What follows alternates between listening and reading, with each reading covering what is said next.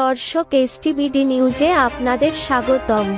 ঘূর্ণিঝড় রেমালে ভাঙল বাঁধ, জলোচ্ছ্বাসে ডুবল বাড়িঘর। সবশেষ যা জানা গেল, ঘূর্ণিঝড় রেমালের তাণ্ডব দেখছে দেশের দক্ষিণ পশ্চিমাঞ্চল। প্রবল ঘূর্ণিঝড়টি রবিবার রাতে উপকূলে আঘাত হানে। রবিবার রাত ৮টার দিকে ঘূর্ণিঝড়টির কেন্দ্র মোংলার দক্ষিণ পশ্চিম দিক দিয়ে পশ্চিমবঙ্গ উপকূল ও বাংলাদেশের খেপুপাড়া উপকূল অতিক্রম শুরু করে। ফলে সাতক্ষীরা, খুলনা, বাগেরহাট, পটুয়াখালী, বরগুনা সহ উপকূলীয় বিভিন্ন জেলায় ঝোড়ো হাওয়া বয়ে যায়। এ সময় বাতাসের গতিবেগ ছিল ঘন্টায় ৯০ থেকে ১২০ কিলোমিটার পর্যন্ত। বিভিন্ন এলাকায় জলোচ্ছ্বাসেরও সৃষ্টি হয়েছে। তলিয়ে গেছে বসত বাড়ি ও ফসলের মাঠ। ঘূর্ণিঝড়টির প্রভাবে ২ জনের মৃত্যুর খবর পাওয়া গেছে। অস্বাভাবিক জোয়ারের তাণ্ডবে বরগুনার আমতলীতে একটি বন্যা নিয়ন্ত্রণ বাঁধ ভেঙে গেছে।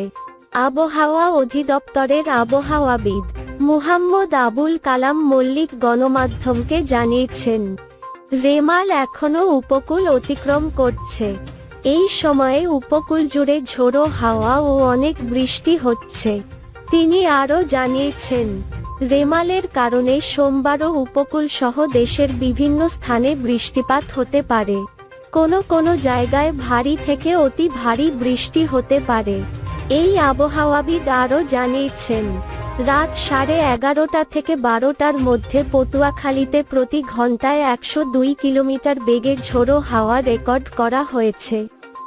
11:30টায় খেপুপাড়ায় ৯১ কিলোমিটার, রাত 11:৫৬ মোংলায় ৭৬ কিলোমিটার এবং এর আগে সিলেটেও প্রতি ঘন্টায় ৪১ কিলোমিটার বেগে ঝোড়ো হাওয়া রেকর্ড করা হয়েছে।